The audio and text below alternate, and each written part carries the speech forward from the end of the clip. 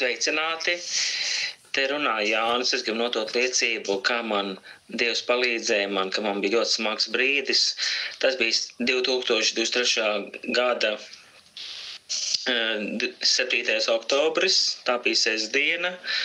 Man ļoti sāpēja galva šausmīgi sāpēja ļoti, un likās, ka svētdienas uz dievkalpojumu nevarēšu aiziet, bet Dievs man parādīja īpašu žēlstību, ka viņš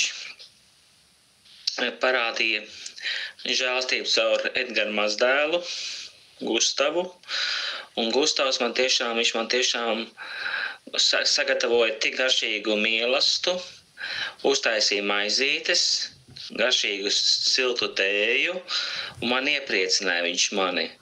Un es tiešām, viņš pateica tā, Dievs tevi mīl, un es to pieņēmu no viņa, un tiešām pēc tam man pārgāja galvas sāpes, un pilnīgi pārgāja.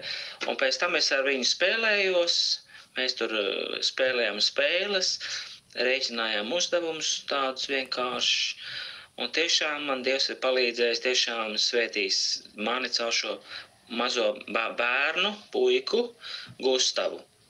Jo tiešām es redzu, ka Dievs strādā caur bērniem. Viņš tiešām lieto arī mazus bērnus.